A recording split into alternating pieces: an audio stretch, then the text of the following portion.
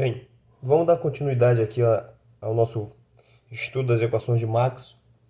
E agora nós vamos tratar exatamente da lei de Ampère com a correção de Maxwell, tá? Então, o propósito dessa videoaula aqui é nós apresentarmos a lei de Ampère com a correção de Maxwell. Nós mostramos no último vídeo, né, a equação de Maxwell, parte 2, a lei de Faraday. E na lei de Faraday, a principal conclusão é que um campo magnético variável induz um campo elétrico. E aí foi realizada uma pergunta: será que um campo elétrico variável induz um campo magnético? E aí a resposta foi dada pelo Maxwell,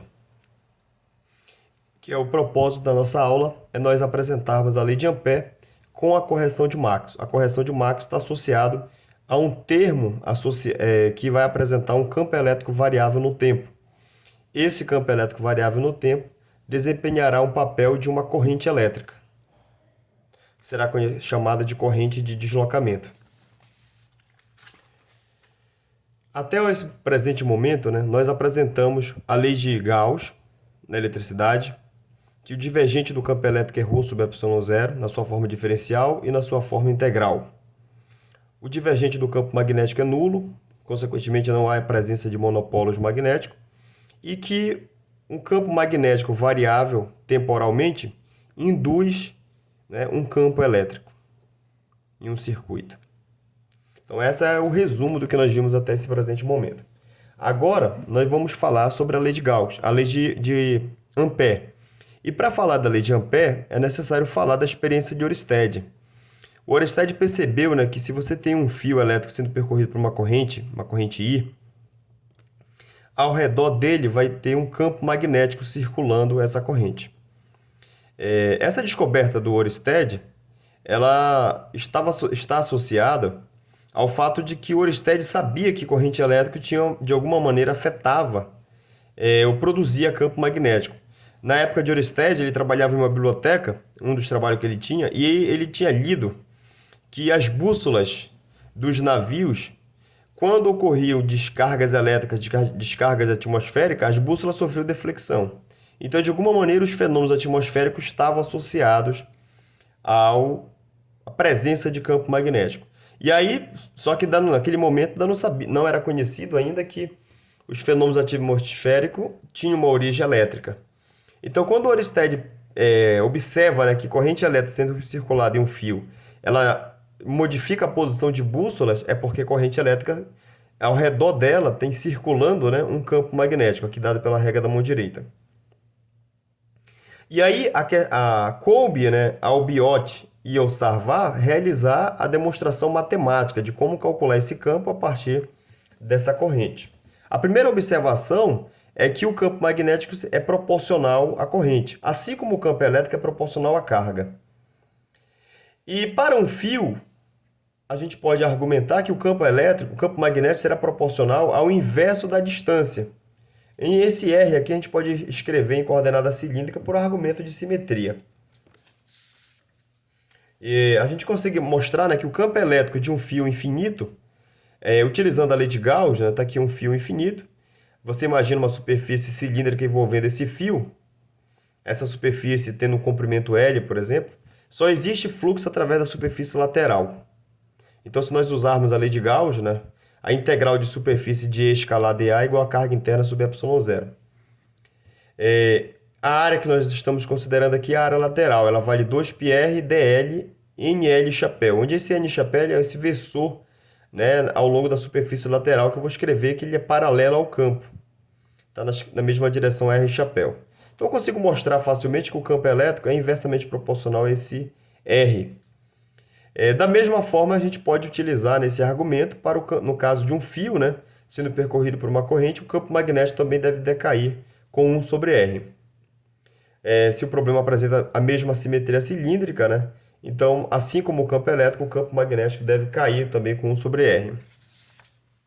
A terceira observação é que esse campo magnético, que é gerado devido à passagem da corrente, ele está numa direção ρ, por exemplo, em que esse ρ Ele é um versor que é perpendicular à direção por onde a corrente está passando. Como escrever isso, né? Então vamos definir o campo magnético. Observe que o campo magnético, né, ele é dado pela regra da mão direita. Se I é a corrente elétrica, o campo magnético, aí existe um campo, vai ter uma força e por onde e essa corrente vai criar um campo magnético e isso vai acabar gerando uma força, né, entre fios, por exemplo. Então esse campo magnético, a direção dele é um versor que é perpendicular a direção por onde está passando a corrente. Esse L chapéu aqui é a direção DL aqui, em que eu escrevo que DL é o elemento de corrente aqui, o elemento de fio, um pedaço do fio. E o comprimento dele aqui é DL, a direção aqui eu chamei de L chapéu. E o campo magnético será perpendicular a esse L chapéu também. Então, para um fio qualquer, a gente pode pegar um fio, por exemplo, torcido aqui, e nós imaginarmos um pequeno pedaço, fazer um corte aqui, que esse corte tenha um comprimento DL.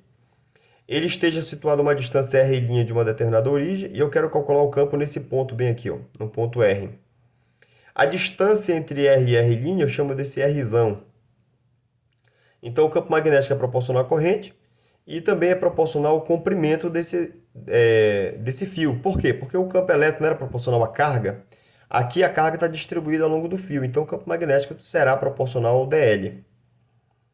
E nós podemos dizer, né, que se o campo magnético de uma carga pontual, o campo elétrico de uma carga pontual cai em 1 sobre R2. Então o campo magnético deve ter um comportamento proporcional a 1 sobre R2 também. Aqui eu estou dando a direção desse campo magnético, né? Eu escrevi como dl chapéu, produto vetorial com R chapéu. Se nós pudermos reunir essas proporcionalidades, então a gente viu que o campo magnético é proporcional à corrente, é proporcional ao dl e inversamente proporcional à distância r ao quadrado. E a direção dele é dada por esse produto vetorial aqui entre o dl e o r chapéu.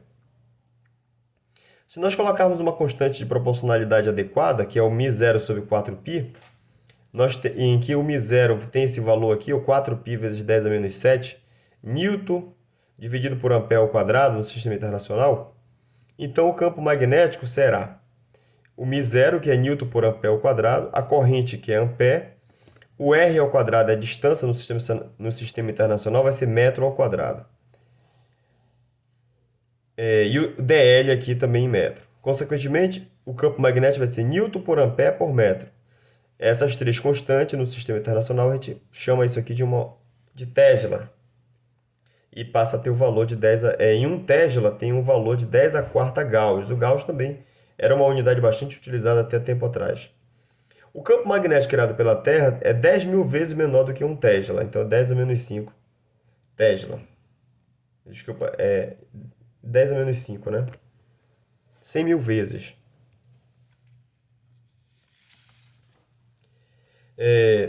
Então, da figura, a gente pode dizer que o R é Rzinho menos R'.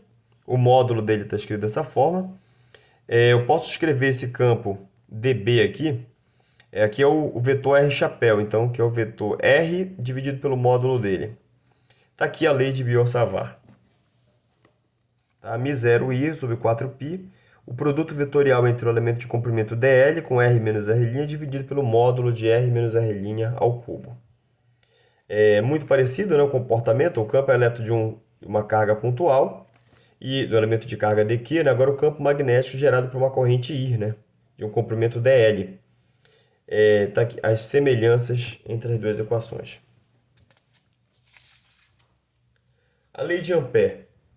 A eletrostática tem duas leis, né, das equações de Maxwell. A primeira delas é que o rotacional do campo elétrico é zero, porque na eletrostática não existe acúmulo de carga. E automaticamente o campo elétrico, né, e também não tem variação de campo magnético. Então, se nós olharmos a lei de Faraday, na eletrostática, como não tem presença de campo magnético, então o rotacional do campo elétrico é zero, o campo elétrico vai ser um campo conservativo. E o divergente do campo elétrico é ρ sobre ε0. Então, na magnetostática, não existe, né, acúmulo de carga em nenhuma região do espaço. dρ dt é nulo. A densidade de carga vai ser definido como sendo a razão da corrente pela seção de área transversal ao fluxo de corrente. Tá? Ou seja, imagine um fio de comprimento L, o que interessa para você é a área do fio. No caso, πr ao quadrado, o raio dele aí que está associado à densidade de corrente. Se você tiver um fio passando uma corrente de 1 ampere e a área transversal dele for, por exemplo, 1 centímetro quadrado, então a densidade de corrente é 1 ampere por centímetro quadrado. A corrente que atravessa a superfície, ela pode ser definida como uma integral de J escalar dA, em que esse dA é aquele elemento de corrente transversal. A carga total por unidade de tempo que sai em um volume V, tá? Se nós imaginarmos uma superfície, né, essa integral aqui, nós podemos utilizar o teorema da divergência. Então, uma integral de superfície fechada através da integral de volume por meio do divergente desse J. Se a carga está saindo, então a variação da carga com o tempo está mudando. A carga é a integral de ρ dV. Esse sinal de menos porque a carga está fluindo através da superfície. Tá? E se nós pegarmos essa expressão aqui, esse menos dρ dt, e jogar para o lado esquerdo da equação, com dV diferente de zero, a gente chega na equação da continuidade. A equação da continuidade está associada à conservação da carga, uma lei de conservação da carga. Só que na magnetostática, a variação temporal do ρ com o tempo é nula. Consequentemente, o divergente do J será nulo. Então, você não tem nem fonte nem solvedouro de corrente. Agora, se nós imaginarmos, por exemplo, um fio elétrico, né, e esse fio esteja conduzindo uma corrente, essa corrente está saindo da página. Ela vai produzir aqui, ó, a corrente no sentido polegal. E aqui está o campo magnético, está circulando no sentido anti-horário. Consequentemente, é possível verificar logo de cara que o rotacional desse campo é zero. E quanto equivale a integral de B dl? Esse campo é um campo de uma corrente passando num fio. O campo criado por um fio, o campo magnético criado por um fio infinito, é μ0i sobre 2πr. Pode verificar, né, esse exemplo aqui no Griffith, o exemplo 5.5. Consequentemente, se essa quantidade toda for constante, a integral de dl é L. E o comprimento de uma circunferência é 2πr. Cancela o 2πr daqui com 2π. Né? Consequentemente, a lei de Ampère passa a ser simplesmente a integral de B dl igual a μ0i. O que é a lei de Ampère? Você imagina um fio e você imagina uma curva envolvendo esse fio. Não interessa o valor da circunferência, essa integral é sempre igual, se o fio estiver dentro dessa curva. Tá? Então aqui eu falo, né? Observe que a resposta é independente do raio. E o campo magnético diminui com o inverso da distância, ao aumento da circunferência. Tá? Você tem 1 sobre r no denominador, mas se a circunferência cresce, também aparece o r no numerador. Então essa integral aqui é válida para qualquer curva amperiana, não necessariamente uma superfície, não necessariamente para um círculo. Aqui nós temos três fios sendo percorridos por corrente. E a curva amperiana está envolvendo o fio 1 e o fio 3.